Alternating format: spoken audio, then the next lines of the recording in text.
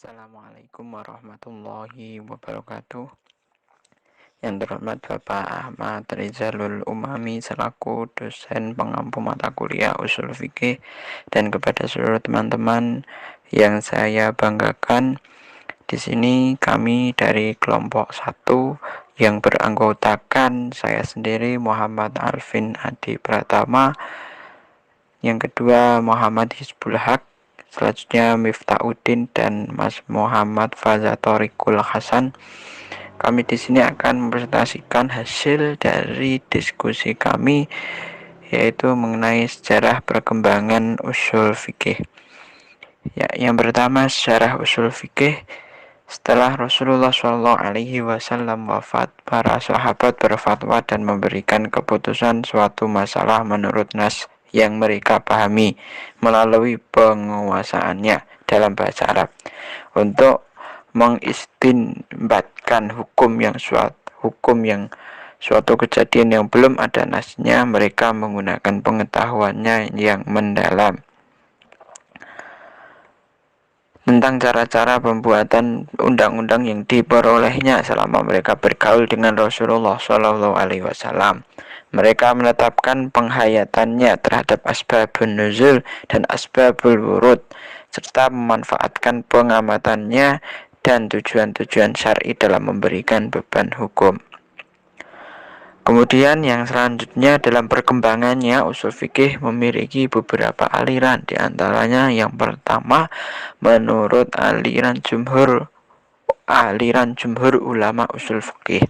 Aliran ini dikenal dengan aliran Syafi'iyah atau aliran mutakallimin. Aliran ini dianut oleh mayoritas ulama dari kalangan Malikiyah, Syafi'iyah, dan Hambali, terutama dalam cara penulisan usul fikih. Ciri dari aliran ini adalah bahwa pembahasan usul fikih disajikan secara rasional, filosofis, dan teoritis. Kemudian yang selanjutnya, aliran fuqaha atau aliran Hanafiyah. Aliran ini dikembangkan oleh kalangan Hanafiyah, disebut dengan aliran fuqaha atau ahli fikih, karena dalam sistem penulisannya banyak yang diwarnai oleh contoh-contoh fikih. Dalam merumuskan kaidah-kaidah usul fikih, mereka berpedoman kepada pendapat Abu Hanifah dan pendapat murid-muridnya, serta melengkapinya dengan contoh-contoh. Ya, selanjutnya saya akan melanjutkan presentasi dari teman saya Alfian, yaitu tentang aliran yang menggabungkan dua aliran di atas. Pada perkembangan muncul tren untuk menggabungkan kitab usul fikih aliran mutakallimin dan Hanafiyah. Metode penulisan usul fikih aliran penggabungan adalah dengan membumikan kaidah ke dalam realitas persoalan fikih. Persoalan hukum yang dibahas imam-imam mazhab diulas dan ditunjukkan kaidah yang menjadi sandarannya. Karya-karya gabungan dua aliran tersebut misalnya kitab Badi' al-Nizam yang menghimpun kitab Usul al-Bazadawi dan kitab Ihkam. Selanjutnya kitab Tangihul Usul yang menghimpun kitab Al-Banzawi, Tandib, kitab Masul, dan kitab Mustasar. Selanjutnya kitab Jamul al-Jawami. Kemudian perkembangan usul fikih. Pemikiran dalam usul fikih terlalu ada pada waktu perumusan fikih. Para sahabat diantaranya Umar bin Ibnu Khattab, Ibnu Mas'ud, Ali bin Abi Thalib seperti pada waktu itu mengemukakan pendapatnya tentang hukum. Sebenarnya sudah menggunakan aturan atau pedoman dalam perumusan hukum, meskipun secara jelas mereka tidak mengemukakan demikian. Kemudian dilanjutkan oleh para imam mujtahid seperti Imam Abu Hanifah, Imam Malik, Imam Syafi'i, dan Imam Hambali. Abu Hanifah dalam usaha merumuskan fikihnya menggunakan metode tersendiri. Ia menetapkan Al-Quran sebagai sumber pokok, kemudian hadis Nabi, berikutnya fatwa sahabat. Ia mengambil hukum-hukum yang telah disepakati sahabat dalam hal yang ulama sahabat berpendapat. Ia memiliki satu di antaranya yang lebih kuat.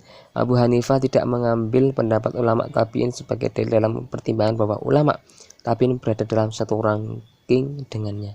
Metodenya dalam menggunakan qiyas dan istihsan terlihat sangat jelas sekali. Terima kasih. Assalamualaikum warahmatullahi wabarakatuh. Selanjutnya saya akan melanjutkan pembahasan dari Mas Miftahuddin. Selanjutnya saya akan membahas tentang Imam Malik menempuh metode usul fikih yang lebih jelas menggunakan tradisi hidup di kalangan penduduk Madinah, sebagaimana dinyatakan dalam buku dan di risalahnya. Terlihat usaha menolak hadis yang dihubungkan kepada Nabi Muhammad karena hadis itu menyalahi nas Al-Quran. Imam Malik lebih banyak menggunakan hadis ketimbang Abu Hanifah, mungkin karena begitu banyak hadis yang ia temukan. Dalam penggunaan qiyas, ia memberikan persyaratan yang begitu berat, tetapi di balik itu Imam Malik menggunakan maslahat mursalah yang tidak digunakan ulama jumhur sebagai imbangan dari ihtisan yang digunakan Abu Hanifah. Selanjutnya ada kemampuan Imam Syafi'i dalam melahirkan ilmu usul fikih ditopang beberapa faktor pada dirinya dan sepeninggalnya.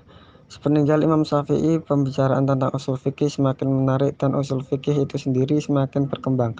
Pada dasarnya, ulama fikih mengikuti imam mujtahid yang datang dan kemudian mengikuti dasar-dasar yang sudah disusun Imam Syafi'i. Dalam perkembangannya terlihat adanya perbedaan arah yang menyebabkan perbedaan dalam usul fikih. Sebagian ulama mengambil pokok pikiran Imam Syafi'i dan tidak mengikuti dalam bagian yang lain yang bersifat rinci.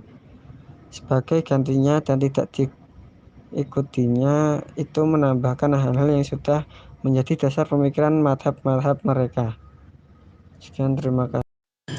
Baiklah, di sini saya akan menjelaskan perkembangan usul fikih di Indonesia. Sebagaimana yang telah disebutkan tadi, bahwa para ulama pada saat itu berusaha membukukan ilmu usul fikih. Namun justru pada waktu itu ulama-ulama di Indonesia sibuk mempelajari ilmu fikih dari mazhab Imam Syafi'i dan mengajarkan tafsir Jailani. Juga hal-hal yang berhubungan dengan ilmu nahwu dan sorot. Kemudian orang pertama kali yang mempelajari di bidang ilmu pengetahuan adalah almarhum Syekh Ahmad Khatib, orang Minangkabau dari Sumatera Barat. Almarhum Ahmad Khatib mendapat penghargaan yang amat tinggi dan keuntungan yang banyak dalam bermacam-macam ilmu agama, bahkan dalam ilmu pasti. Setelah itu barulah mereka mempelajari ilmu usul fikih, tauhid, mustalah hadis, bayan, ma'ani, badi arud, qawafi, dan lain-lain. Selesai mereka mempelajari dan menuntut ilmu di Mekah, barulah mereka pulang ke negaranya masing-masing dan mulailah mereka menebarkan ilmu-ilmu tersebut.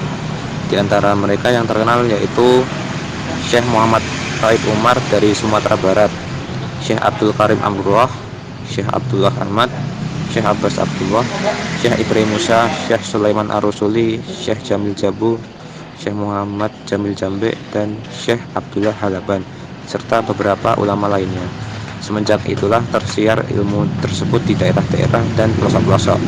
Bahkan di waktu itu mengajarkan ilmu-ilmu tersebut kepada orang-orang yang mempunyai minat dan keinginan untuk mempelajarinya. Ini terjadi pada tahun 1310 Hijriah.